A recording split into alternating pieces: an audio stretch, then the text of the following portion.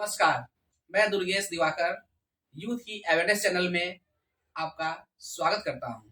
आज के खास मुलाकात में मैं आप लोगों को एक ऐसे व्यक्ति से मिलवाने जा रहा हूं जो एनजीओ जगत में बिहार में एक अपना नाम चिन्ह रखते हैं। वो उनसे हम लोग जानेंगे कि समाज कल्याण और इसके साथ साथ बहुत सारे ऐसे ऐसे क्षेत्र हैं जिन्होंने बहुत ही उत्कृष्ट कार्य किए हैं। उनसे आज की खास मुलाकात में हम लोग ये जानने वाले हैं कि एनजीओ यानी कि स्वयंसेवी संस्थान का कैसे हम लोग रजिस्ट्रेशन करेंगे। तो आइए आज हम लोग जानते हैं कि समाज कार्य के बारे में। अगर कोई युवक या युवती चाहते हैं कि समाज कार्य को हम अपना करियर बनाए तो कैसे इसके प्रति वो अपना करियर बनाएंगे, इसके लिए हम आमंत्रित करते हैं अपने यूथ की अवेयरनेस चैनल में श्री गौतम कुमार जी का।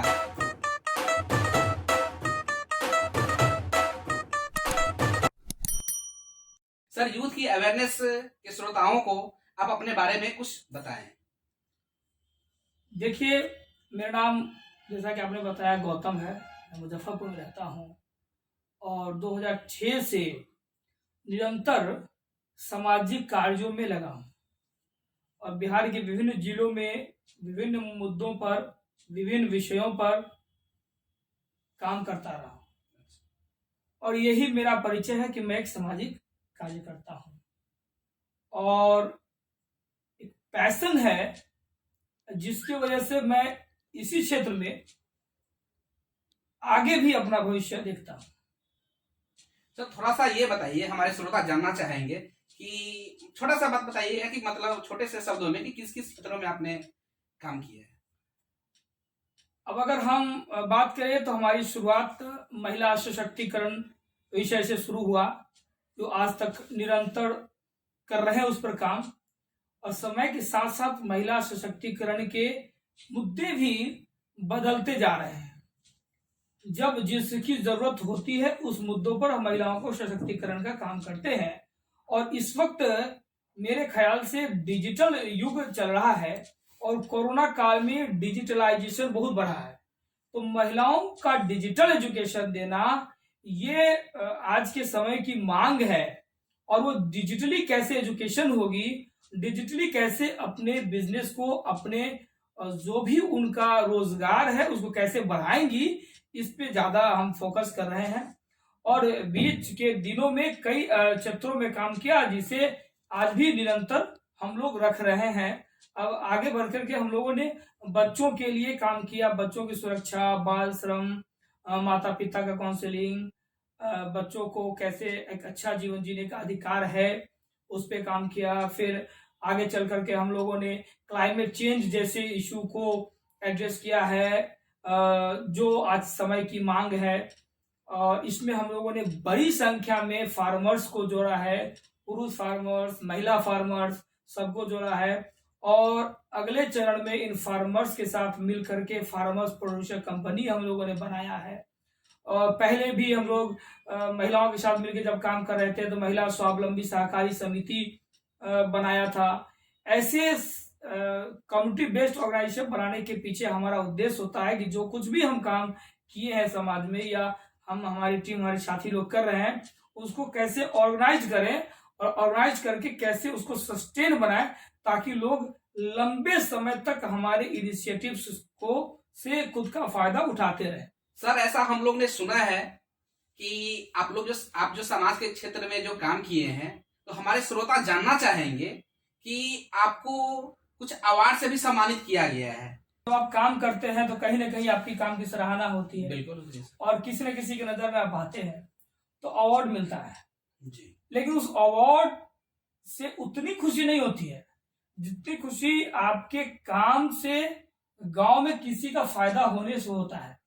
अब कोई बच्चा अगर अपने माँ से, बाप से बिछड़ गया हो और उसको मिलाने के बाद जो माँ, पिताजी, उसके भाई बहन और उस बच्चे में खुशी झलकती है, उससे बड़ी खुशी किसी और अवार्ड में नहीं जो है वो क्या इसको मैं आपको वही बताना चाह रहा हूँ कि भारत में नोबेल बहुत लोगों को मिला, लेकिन वो सारे लोग या तो विदेशी हैं, भारत से संबंध था, या भारत से संबंध था, विदेशों में रहते थे। लेकिन हाल ही के दिनों में श्री कैलाश सत्यार्थी जी को नोबेल अवार्ड मिला, और विशुद्ध रूप से पहला देशी नोबेल है जो हमारे देश में सोशल काम करने के लिए ही मिला है। ये आपको समझना पड़ेगा। बिल्कुल बिल्कुल। ये पहला नोबेल जो मिला विशुद्ध रूप से देशी, वो सामाजिक कार्य करने के वजह से ही मिला, और बाकी लोग अपना नोबेल को अपने साथ ले जाते हैं।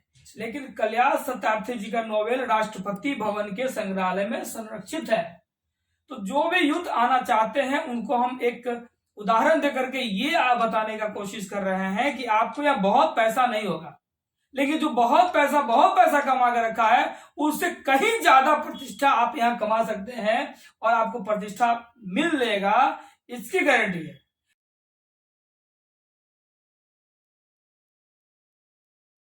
की खास मुलाकात में श्री गौतम कुमार जी मेरे साथ हैं, तो आइए आगे हम लोग इनसे जानते हैं कि एनजीओ का रजिस्ट्रेशन की प्रक्रिया क्या है।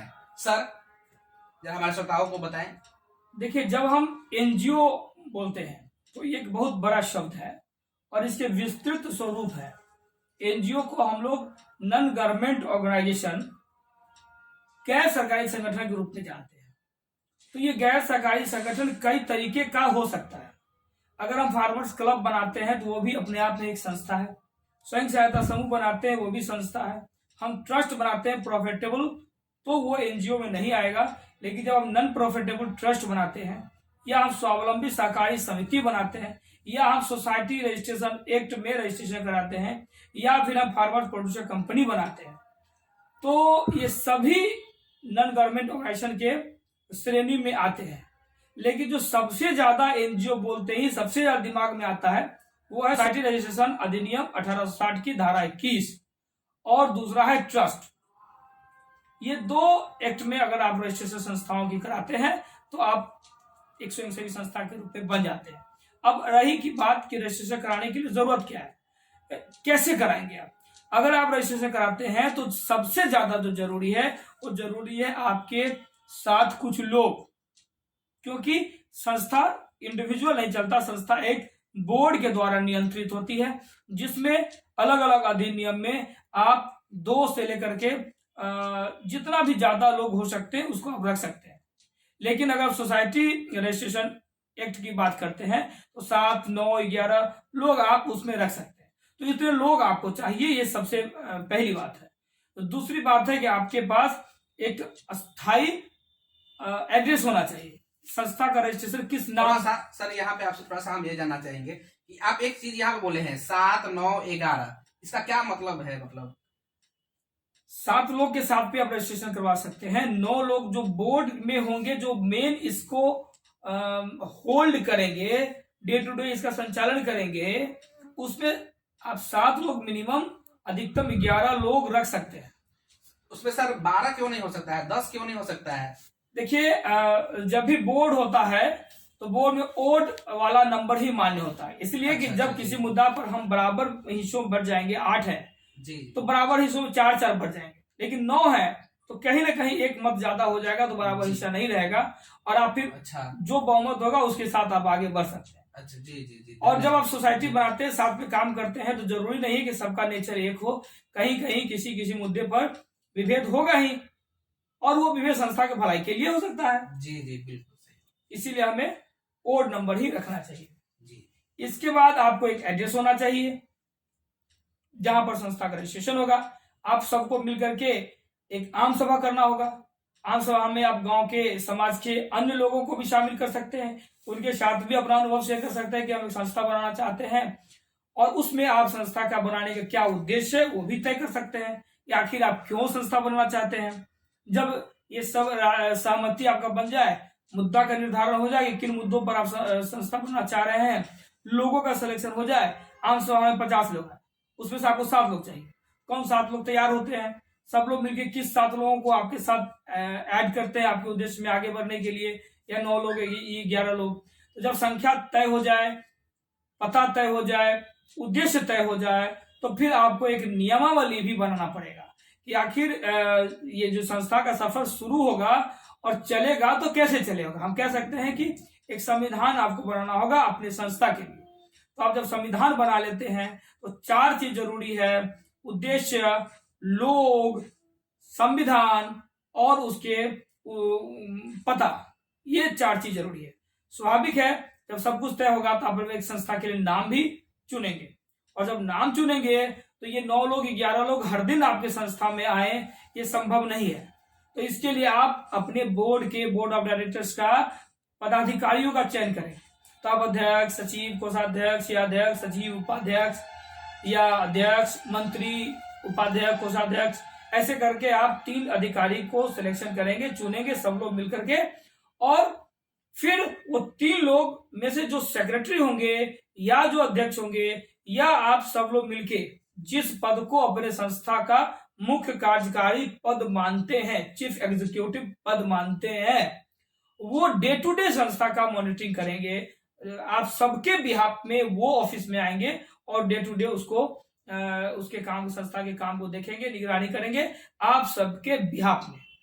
लेकिन आप सबको, जो भी सिलेक्टेड मेंबर्स है, बोर्ड ऑफ मेंबर्स है, आपको 3 महीने में एक बार जरूर मीटिंग करनी पड़ेगी। और जो आपके आम सभा के लोग थे, इन सबके साथ आपको सालाना एक एनुअल जनरल मीटिंग करना पड़ेगा। तो ये सब आवश्यक चीजें हैं, प्रक्रियाएं हैं, हमने आपको बताया।